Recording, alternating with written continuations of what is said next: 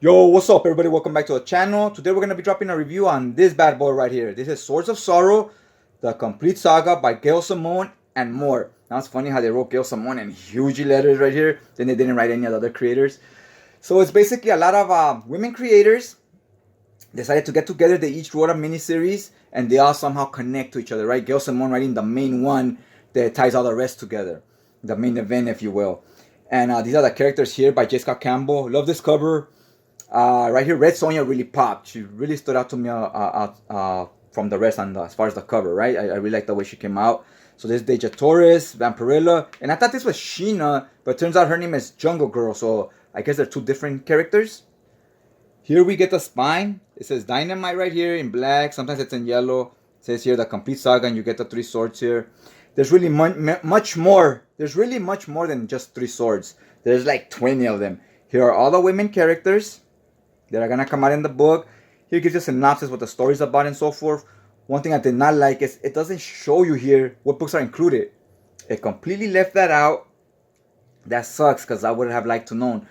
Lucky for you guys, if you're watching this video, in the description down below, I will put what miniseries and what one-shots are included in this book. So go ahead into the description if you want to know what's in here.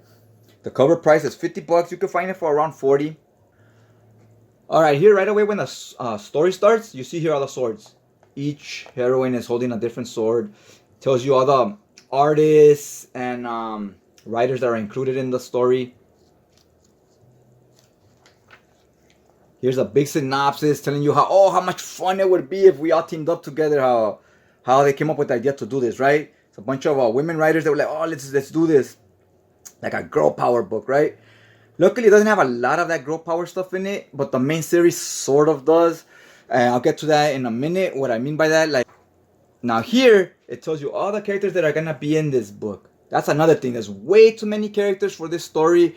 A lot of them don't need to be here, and it feels a little bit muddled down, and like, not enough of them get camera time. This would have been good with like 6 of them. But we got like 30 characters here. Okay, now this first issue is called Swords of Sorrow, The Chaos Prelude. Writer is Margaret Scott. Artist is Mirka Andolfo. Now here we got these characters. This one's named Chastity. This is Mistress Hell, Bad Kitty, and Purgatory. So we start off right here in Las Vegas. People are having a good time and whatnot. And you see this dark character here. So I like the way the art is showcasing the city. It's very lively, full of lights. And this person is looking upon everybody. Now we have all these showgirls here in the building. And low-key, all these showgirls are vampires. So they feed off of the customers because, you know, they need to eat blood and whatnot. And bam! Purgatory's here with all the showgirls. You know, she killed a few of them. And she's muscling in on their territory, if you will. So when Purgatory's around, you know bad shit's about to go down. Now we got this other character here, Chastity. She almost comes off kind of like a Buffy the Vampire Slayer type of character. And her stories, this is basically a Chastity type story. It has that Buffy the Vampire Slayer feel where you have zombies or vampires and whatnot, right? So a lot of these characters is my first introduction to them. She seemed pretty cool, so she bumps into the other character, Bad Kitty. And here, Bad Kitty, you see these characters turn into werewolves and all these other creatures. This is the character, Bad Kitty.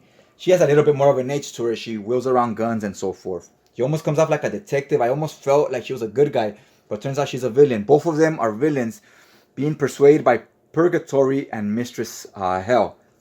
Here you see all the characters, right? All the villains.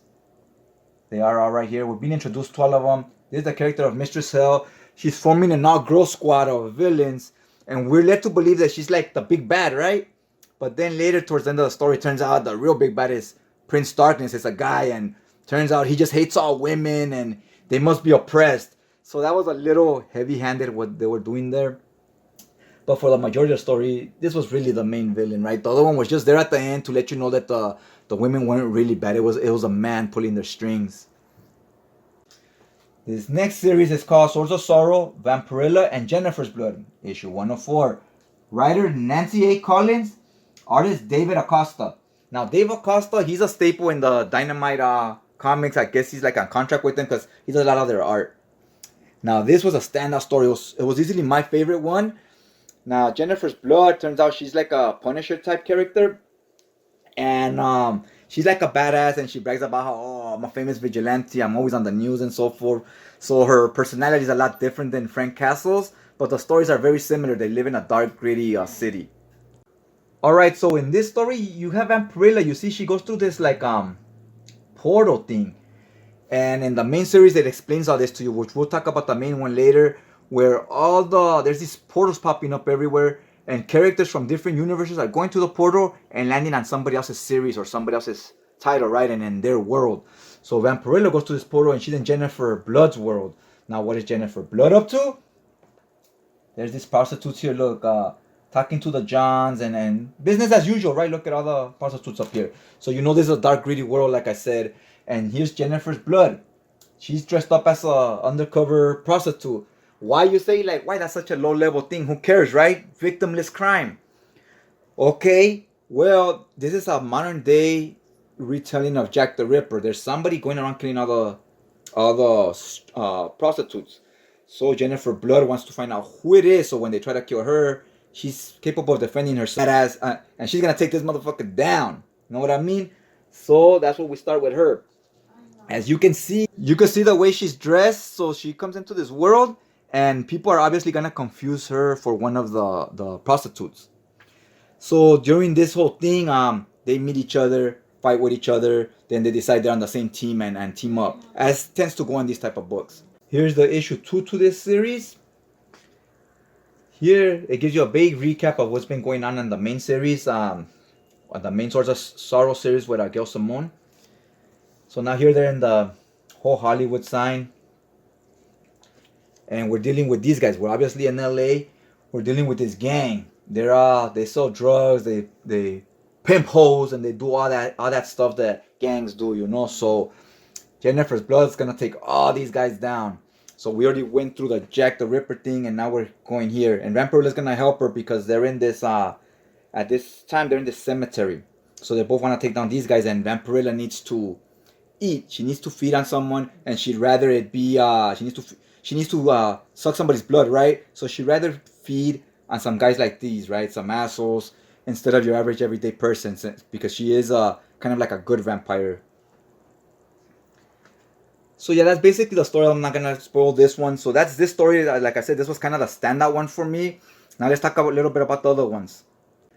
This one here is Swords of Sorrow, Dejah Thoris, and Irene Adler. Now you can tell here, Irene Adler, she's in the Sherlock Holmes world.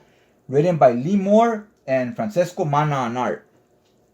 This was my second favorite, maybe even my first favorite. Dejah Thoris gets thrown into the city of London back in the Sherlock Holmes days, right? So she's at a place right there as well. Again, the way she dresses, it does not fit this world, so she has to quickly find some clothes to fit in, right? But she still stands out a little bit because of she's from Mars, so her skin color is like a light red. So people are tripping out on that. They're like, wow, your skin tone's a lot different. So see, this is how people here dress in this world. I thought this was a real good story as well. The art is very enjoyable. Get an idea for the panel layouts. Solid artist. Now there's this guy. He's a big game hunter. He captures animals and so forth. He goes through this portal. So he goes from Sherlock Holmes' world and he ends up in Dejah Thoris' world. And Dejah Thoris ends up in London. So now here's the portal, and you see he's looking for animals, and he's quickly gonna find out the creatures here are a lot different than the ones on Earth, and he's gonna start putting two and two together. Like, hey, I don't think I'm home anymore. Now here is Irene Adler and Dejah Thoris. They meet for the first time, and I was a little confused with this character because now that she's not wearing that green costume, she looks a lot different. And she looks a lot more modern times as opposed to in the old school London. Love this artist by Francesco Manna.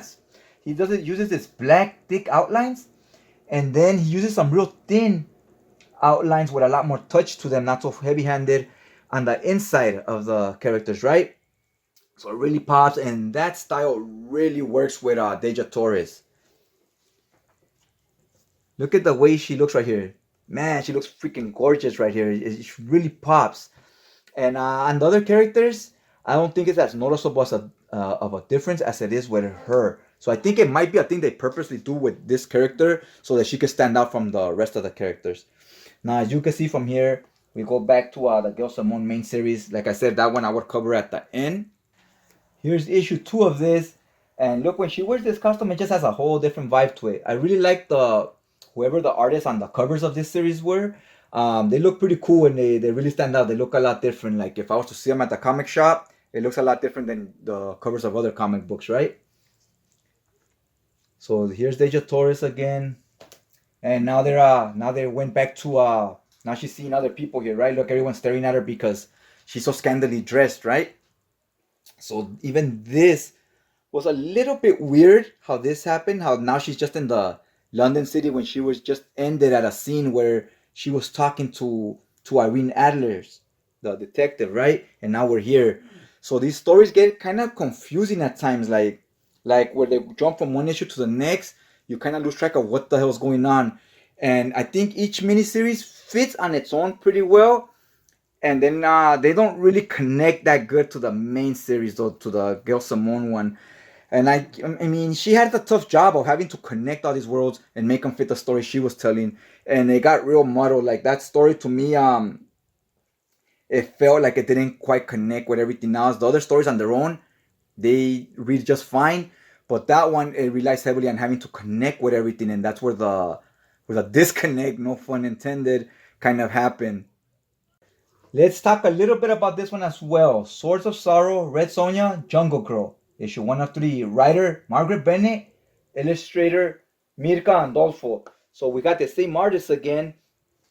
The art on this, I really liked it. It was real fun, more lighthearted. Wasn't as dark in tone as the other stories were. So it was a good balance, a nice change of pace. And this cover artist, I almost feel like it's probably the same guy that was doing the covers for the Irene Adler one with Dejah Thoris. But the inside artwork is completely different. She's a lot more cartoony, more energetic. Look at Red Sonja. It's badass right there. So yeah, it's a lot different than the previous series. Look at this nice 2-page spread. You know when art is good, when they do a lot of these 2-page spreads, you know that artist is trying to showcase their skill. Now she meets a Jungle Girl right here. They're fighting. Look at the art's real energetic. And here, Jungle Girl is like a teenager. And Red Sonja's older, right? She's more battle ridden. Also, the Jungle Girl, she's from the past, from cavemen. There's dinosaurs and stuff like that. So she's more ignorant to like the future, which Red Sonja's world is the future, right? It's thousands of years in the future. So she's like, what's this? What's that? And Red Sonja's kind of schooling her on how to fight and also about the future, which is still our past, but it's Jungle Girl's future, right? So she's kind of like her younger sidekick, and she's kind of teaching her the ropes, which I thought was pretty cool. It was a fun, energetic story. With even the art will tell you it's a little bit more lighthearted. Although at the end of the day, it still was a action type of a comic book, right? So there's still violence and stuff like that in here. Look at this scene. We got this girl, Mistress Hell. I guess that's and I don't think that's their villain, but she popped out in their world, so that's who they will be fighting. And when you read the other story, the main series where she was at, gathering all the other women villains, and then you read her popping up right here, and then them popping up, Red Sonja and Jungle Girl popping up in the main series again, it doesn't make any sense. It does not connect in any way. It feels really out of place. So it's kind of all, like I said, it's very sloppy the way it's done. And that's with a lot of series in general. A lot of Marvel DC stuff do the same thing when they try to connect the series. A lot of times it doesn't work. They're better off just being separated as each one being their own miniseries. And this was no different from those. So if you read some of that stuff, you'll kind of have an idea of what you're going to get here. Where each miniseries is enjoyable.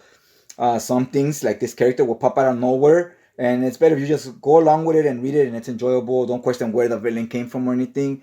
And if you want to know where they came from, you would read the other book, and then it would all fall apart because it won't make sense, right? So you gotta know that going in. Overall, most of the series were fun, and what I really enjoyed about this is getting to know all these new characters. You get kind of a briefing of their background, who they are, and what their origin stories are. I thought that was really cool. So I got introduced to a lot of characters that I was like, you know what, I want to read more of this Jennifer Blood or of this Irene Adler. Let me check out some of their books. So it does a good job introducing you to characters, the world they live in, and what their gist is, right? It also gives you a whole bunch of one shots and a whole bunch of extra characters you don't need in the book. It's like it's just trying to show you, like, look how much girl characters we have. It would have been fine, like I said, with 5 or 6 characters. It was pretty good. Like each miniseries was a team up of 2 characters. So with the 3 main miniseries, would have been those 6 characters. I think that would have been good. They got some character development, some camera time, but then you threw in like another 15 characters or whatever it was that are just forced in there. They contribute nothing to the story. We don't really get a background on them or their origin. We don't even know who they are. So they don't even need to be there. It's just so that on panel we could see a big team, right? Like the Avengers. Avengers is you'll tell that also they constantly throw in 50 million characters when you only need 3 or 4 for the story. So yeah, you've read those superhero books. You kind of know what to expect. Like I said earlier.